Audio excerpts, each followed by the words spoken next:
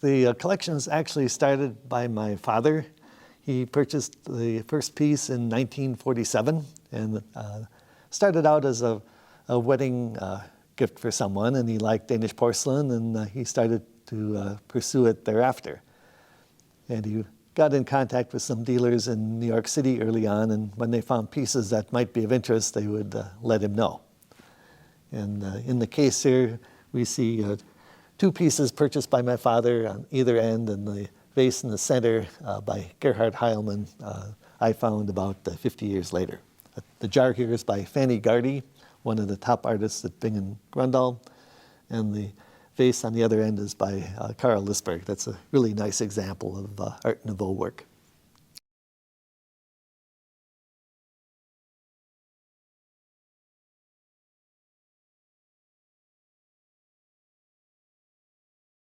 Two of really major importance. The first is Arnold Krogh, who was the artistic director at Royal Copenhagen. He was hired in 1884 and became director in 1885. And his hiring was basically to forge a new direction in artistic design for the factory.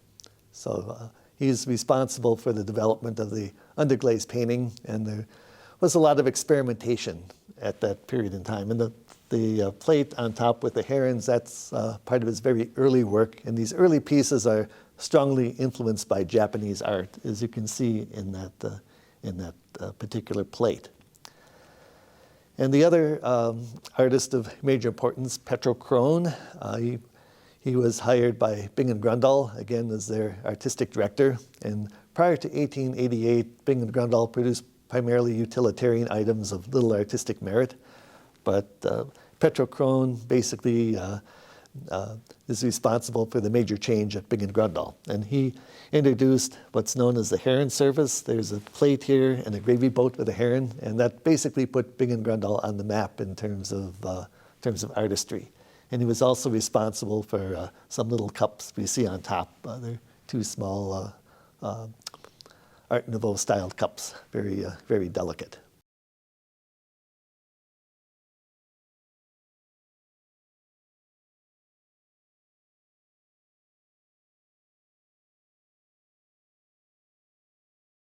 Obviously, the underglaze painting, that marked a major breakthrough for the factory, and they were busy developing their, what they call Danish nationalistic style, which was influenced by Art Nouveau.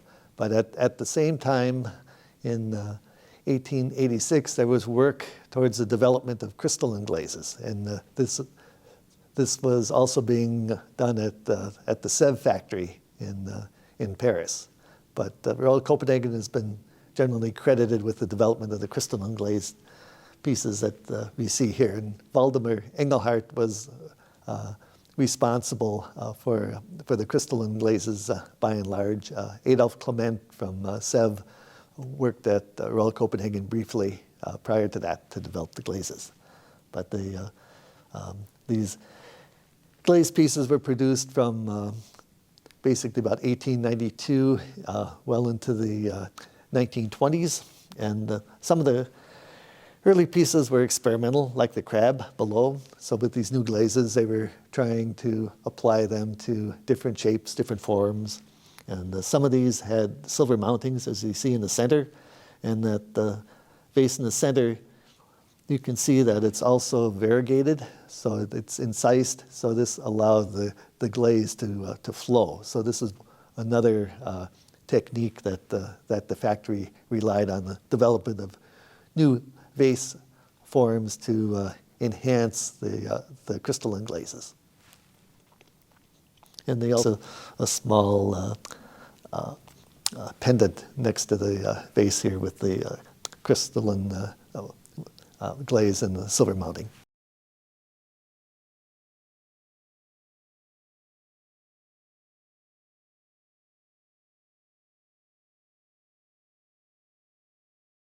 Nowadays with the internet, that's become a major advancement.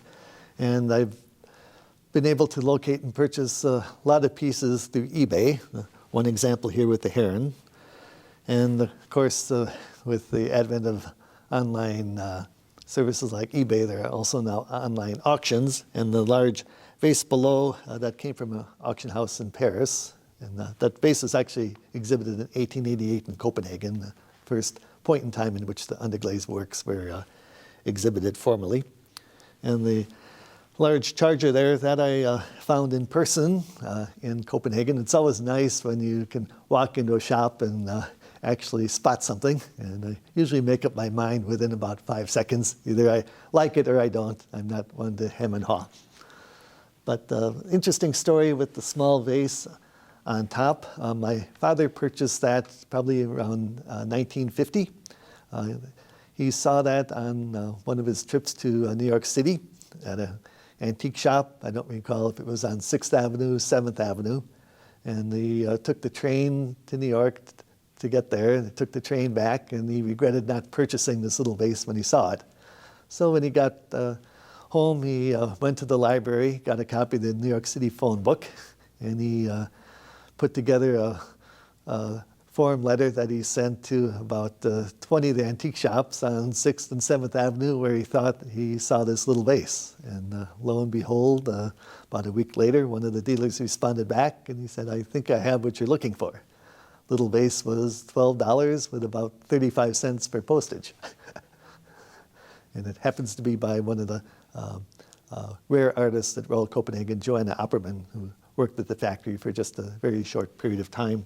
It's from 1890, and I did some additional research on the piece, and the design actually comes from a Japanese art magazine, Les Japan Artistique, from a Japanese print that appeared in the magazine about 3 months before the piece was decorated.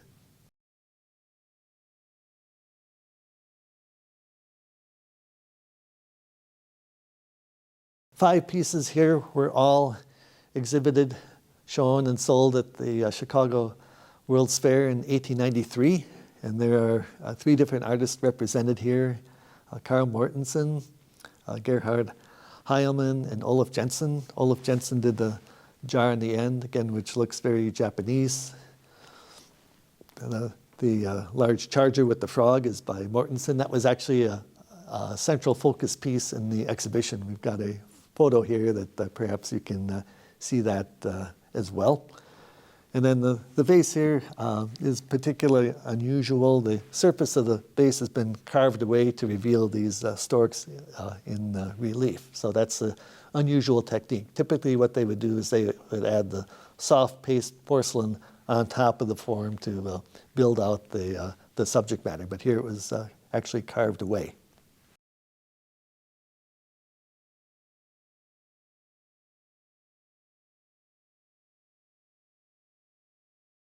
Well, the unique pieces that you saw earlier were very pricey in their day. The factory actually developed a log book and a sales record for some of those pieces, starting in late 1888. And from those records, one can see that the Danish royalty were major purchasers of many of those pieces, along with the Russian monarchy, so that there was a connection between Denmark and Russia, and a lot of these pieces went to Russia. But again, geared very much for the wealthy. There's a vase in the exhibition that was purchased by Louis Comfort Tiffany, and there's a figurine of a polar bear that was purchased by Prince of Wales back in 1894. So most of these pieces were beyond the means of the average individual. So in order to build up a client base, Royal Copenhagen started what they call the current Kunst section, and our market art division. So they developed many different types of figurines, vases, other items that could be purchased at a more reasonable cost. And so again, the unique pieces, a single vase might be equivalent to a month's salary or more. So here we're looking at some of the production pieces. Again, they were quite varied. They developed a lot of different types of vases. Here we see some of the sculptural pieces, a vase with fish handles, a box here with a crab on the lid, the piece here in the center that's a letter sealer with a silver mount on the bottom. Then the monkey box in back is quite unusual. Again, now that would not be an inexpensive piece with the silver mounting and the garnets. Again, that was very high end. And the wall pocket here of a bat, again, typical Art Nouveau. Then they did hat pins, as you see, some of the little insects. A nice vase here with a frog on the side in relief. That was quite popular. And then the vase with the chicken hens and 2 accessory boxes. And they also produced cane handles. And you see the box there with the cane handle that was actually sold in Paris. They had stores in Paris, London, and New York by the late 1890s.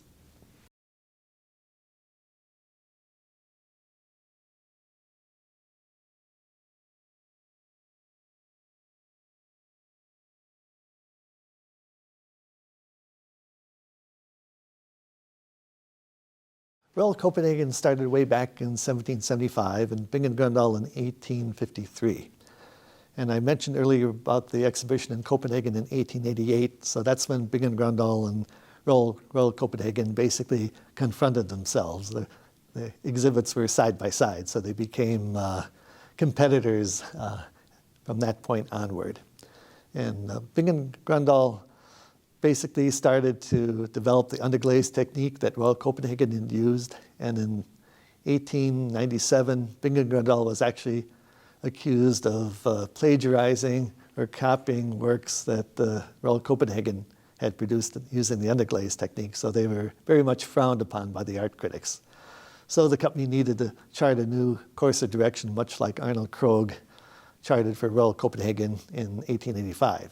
So what Bing and Grøndahl did was they hired J.F. Williamson, a well-known Danish artist, and he was responsible for the new style in Bing and Grøndahl, which relied on a lot of pieces in carved relief, very ornate, incredibly costly, and this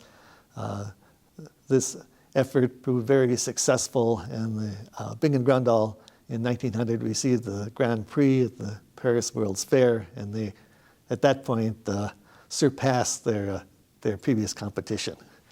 So here we're looking at some of the top pieces produced at Bing and Grøndahl. The jar here with the deer, although underglaze painted, similar to what one might find at Royal Copenhagen. The design is quite nice with these flying deer. And the vase on top with the tulips, this is the not-to-be-missed piece in the exhibition, designed by J.F. Williamson and executed by Elizabeth Drews Kofod, approximately 1900. So this is basically as good as it gets for Bing and Grøndahl. And the other leading artists at Bing and Grøndahl, Effie Hagerman Lindencrone, did this incredibly elaborate small vase on the shelf below with leaves and apples. So, and she and Fanny Gardy, who did the jar below that's open cut, these 3 women were basically responsible for the bulk of the artistic work that was done at Bing and Grøndahl at the time that gave the factory all their claims and awards.